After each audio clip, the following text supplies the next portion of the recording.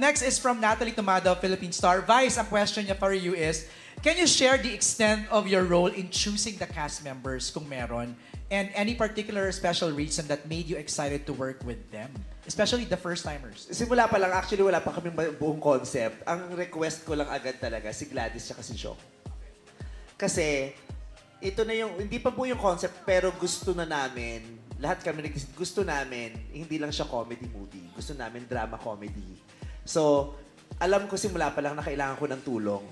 So, hihingi ako ng depende ako sa tulong dun sa mga malalapit agad sa akin. So, si Gladys at saka si Jong yon. Kasi very close ako sa kanilang dalawa. As alam kong ang galing-galing nila sa drama. So, hindi ako mahihiyang humingi ng saklolo at alam kong susuportahan nila ako. Yung kay Eugene, actually si Eugene ang ayoko muna siyang ka-join. Kasi promise, nung si Direk June kasi, syempre may personal relationship siya. Direk, ikaw na magpaliwanag. Si Direk June, gumamit ng friendship card para kunin si Uge. Kasi gusto niya talaga si Uge for the role. Ako sabi ko, ayoko pa kasi meron akong dream na project na kasama si Uge. Sabi ko, ayoko kasi meron akong gusto na yung dalawa kaming bida. Yung dalawa kaming bida. Kaya ayoko muna kasi una, nahihiya ako kay Eugene. Sabi ko, nahihiya naman akong yung support, di ba? Gusto ko dalawa na kaming bida. Yung parang, at saka sabi ko, kung makikita na kami rito, baka ma-preempt yung plano ko. Gusto ko may pasabog kami dalawa ni Oge, yung walang yaan kaming dalawa sa isang pelikula, yung ganon. So, ang generous niya. She didn't mind na, support ko si Vice, okay.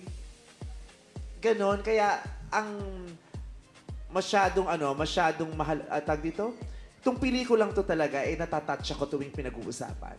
Kasi iba siya iba yung pagmamahal nila, iba yung pagmamahal ko dito sa movie. Iba rin yung pagmamahal ko at yung pagmamahal na nakuha ko mula sa mga kasama ko. Grabe sila sa akin dito. Grabe nila ako minahal at sinuportahan. Grabe sila. Meron silang balak lahat sa akin. Parang lahat sila, pre-project nila ako. Lahat, from the director to my co-stars, parang lahat sila may project sa akin. Parang pina-project nila ako. Yung gusto nila, may gusto sila sa akin na makita ng mga tao pag pinanood nila yung pelikula. And with that, Direk, ano yung gusto mong makita namin kay Vice sa pelikulang to? Siguro ang pwede kong ikwento is how I approach the entire shoot, this being our first collaboration. I already mentioned this earlier that I just really wanted to be surprised. And during the first shooting day, I remember that I think I was able to capture, it was just a 5-second close-up of Meme as Bambi. And when I caught that, I felt napaka-authentic. I suddenly felt that Bambi is alive. Nakuha talaga yung core nung character. Kasi syempre nung nagsisimula, ano ba to? I know what's expected from me to come up with a film that's entertaining, but at the same time fresh, but at the same time, it should be a true Vice Ganda movie, but it has to also have to have my own touch. But it's a lot. Parang the pressure was there, but on that first day, I let go of the pressure and I just decided to embrace the process. Kasi nakita ko yung authenticity ng character and I felt that if we could just stay true and stay grounded to this authenticity until the end of the filming process, we might be able to come up with something special. And I think that's what we're all able to achieve. A story for the family, and in terms of how the audiences are going to see Meme, I think they're going to see Meme in a new light. Familiar pa rin, ito pa rin yung Vice Ganda na minahal ninyo, pero mas marami pa kayong mamahalin sa kanya ngayon. Doon sa pinakita ng trailer kanina medyo different, naninibago kami. Na hindi yung from start to finish, puro pagkapatawa. Ngayon hindi, may away, may drama. So, nakakapanibago talaga. Nakakapanibago. Sa script pa lang nung nabasa ko, nakakapanibago.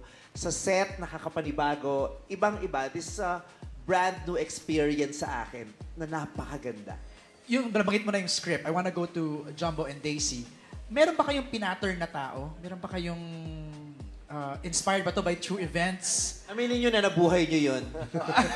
Ano ba? Jumbo? Actually, totoo yung sinabi ni Meme. Pinaghalo-halo lang namin yung mga parte namin para mabuo si Bambi.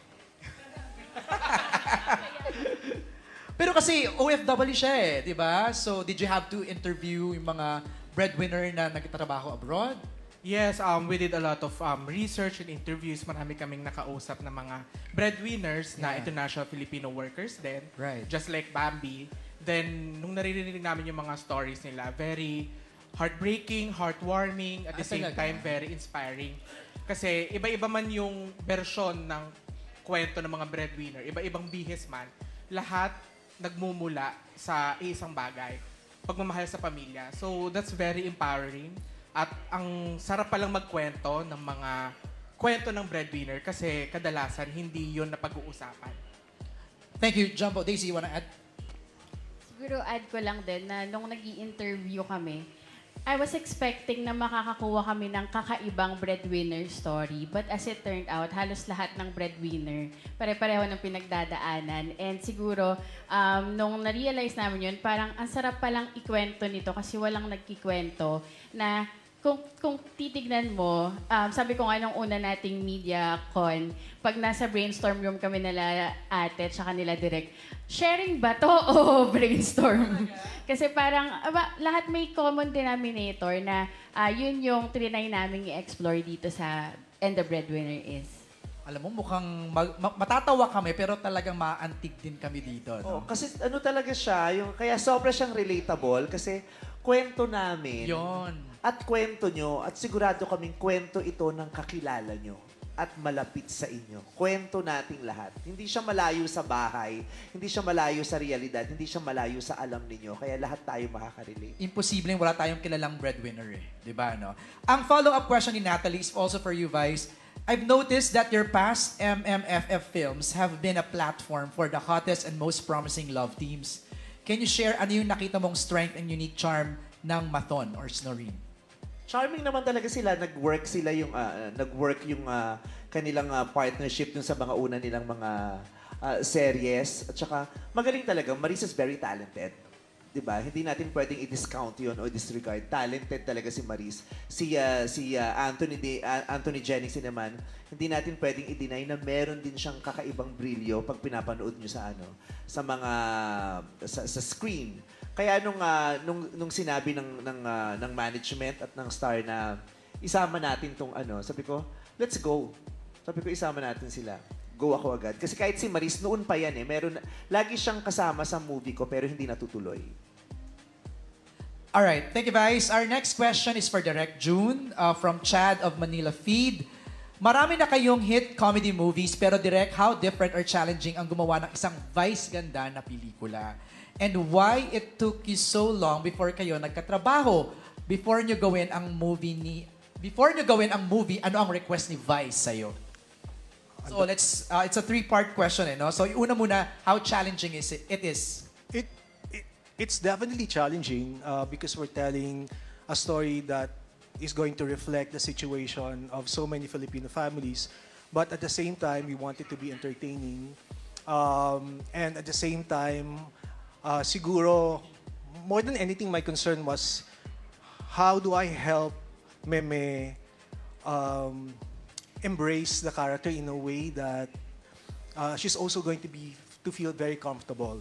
Because she confessed this to me, and I know that from the very beginning, meron siyang hesitation, meron siyang fears that she's going to be working with this brilliant cast of dramatic actors, and she's going to be involved in a lot of intensely dramatic scenes.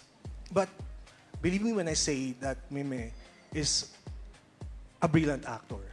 Hindi niya lang na-realize yun, hindi niya lang pa na-embrace yun.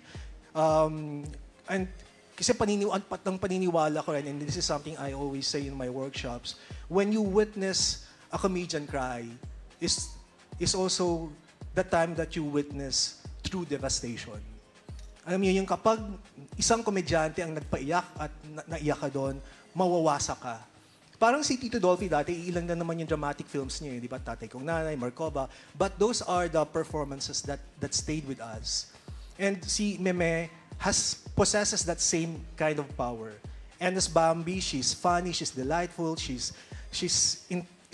really funny. But at the same time, she's also heartbreaking. and affecting. And to be able to balance those extreme emotions, it's no joke, hindi madali yun. And I can honestly say that Vice Ganda delivered and accomplished it with absolute mastery. Pero Vice, ang tanong, were you scared to get out of your comfort zone?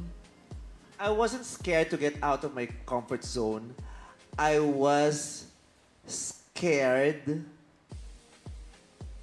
to not deliver. So okay kang... Okay akong lumabas. Ang kinakatakot ko, yung hindi ko ma-deliver at hindi ko mapanindigan. Kaya I had to make sure na ma-deliver ko to at mapaninindigan. Kaya kalakip nung takot ko, kailangan kong kumilos. Kaya nag-request ako kay Direk June. Ano yung request ni Vice sa'yo? Yun ang tanong dito, before nyo gawin yung project. Nag-workshop kami. What kind of workshop? One day, one-on-one workshop. Okay. Yun, kasama siya and si Tita Malu. Yeah. Sabi ko, hindi ko kayang humarap dito sa mahuhusay na mga aktor na to nang wala lang, nang yabang lang yung bit-bit ko. Hindi. I was so insecure and I thought it was okay. I acknowledged my insecurity at sabi ko, I needed to do something kasi alam ko namang merong lacking sa akin eh. 'Di ba? Kayang-kaya ko na magpataway, gamay na gamay ko na 'yun eh, 'di ba? Kayang-kaya kong mag-adlib, kayang-kaya kong sumama sa pag nagbe-brainstorm sila at meron ako maibibigay. Pero yung drama, this is something new, kaya kailangan simulan ko siyang maunawaan. Kailangan meron akong matutunan. Kailangan meron akong maihanda sa sarili ko, sa katawan ko, sa utak ko, para pag dumating ako doon, hindi puro yabang lang yung bit-bit ko. Kaya it was a humbling experience kasi I knew for a fact na since day one, nung nakasama ko silang lahat, hindi ako ang pinakamagaling sa set na yon. At kaya kailangan kong atupagin yung matulungan ko yung sarili ko para at least makasabay man lang sa husay nilang lahat. Tita Malu, baka pwede ka mag-share? How was that workshop with Vice? Napaka-espesyal. Naiyak ako. Oo, kasi alam mo yon, parang paghuhubad ng kaluluwa. So, maganda yon. Unang-una, ang ikinatuwa ko talaga, alam mo yung pagiging makatotohanan. Yung pag-amin sa ano ang meron ka ngayon, anong strength mo, anong weaknesses mo, ano ang gusto mong gawin. So it was a choice. It was a decision. And thank God that I am instrumental, no, sa kanyang pag-explore, sa kanyang discovery. At yun, ramdam ko talaga yung kailangan kasi yung kaibuturan, yung honesty, kasi lahat naman dyan kailangan manggaling sa isang katotohanan. Lumabas yun. So, doon talaga nabuksan siya kung madali yung comfort zone. Then, it became uncomfortable kasi may uncomfortable moments sa workshop. Pero, na-transcend, nalampasan, at nakikita natin, at sa tulong din, syempre, andun din si Direk, yung yung path na nagabayan ng mahusay, ng malinaw, mahusay, at buong damdamin at totoo. At alam ko, nagtagumpay talaga sila. At makikita nyo yan. Pagdating ng Pasko, yung revelasyon na yan. Nice. Sa bagong Vice Ganda. Kaya ang sarap din na, ang swerte ko kasi, bago pa gawin yung pelikula, nandun na si Direk at saka si Tita Malu to equip me bago ako magsimula. At sobrang laking biyaya na hindi lang ko siya kasama bago gawin, kasama ko siya habang ginagawa kasi nasa cast siya.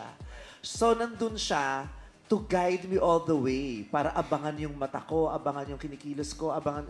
So, nandun siya. Kaya napakaswerte ko. At ang swerte ko rin na siya yung tumulong sa akin. Siya yung nag-workshop sa akin. Ang swerte ko sa kanilang dalawa. It was very hard at that time. It was very hard. Yeah. Tapos na, okay na, nagawa na. Nagawa naman. So, Kasi okay nagsashare na. naman. Kasi nung sinabi niya yung paghuhubad ng kaluluwa, parang, nung nag-workshop ako sa kanya, that was the time I was about to restart my therapy. Yun yung time na magsisimula ulit akong mag-therapy. So, nung win-workshop niya ako, durog ako nung mga panahon na yun. Durog ako, pero hindi ko siya na-address. Durog ako, pero hindi ko siya nakikita kung gaano siya kadurog. Natulungan nila ako dun sa workshop. Kasi nailabas ko yung mga nasa sa loob ko na nandito lang, hindi ko napapakawalan kasi hindi ko alam kung paano. So, natulungan din nila ako. Natulungan nila ako. Kaya mahal ko to kasi lahat sila, kasi hindi ko lang sila nakasama sa professional. Personal talaga yung nangyari sa amin dito sa And the Breadwinner is, kahit yung shooting namin, yung paggawa ko ng pelikula, naging bahagi siya ng therapy ko. Kaya maraming salamat. Ganda. Natapos ko yung pelikula ng napakaganda. I thought we were very successful doing the movie. And also, naramdaman ko na ang successful ko din na nagawa ko yung therapy ko habang ginagawa ko yung pelikulang to. Parang pareho ko siyang napagtagumpayan. Kaya thank you, Lord. Thank you!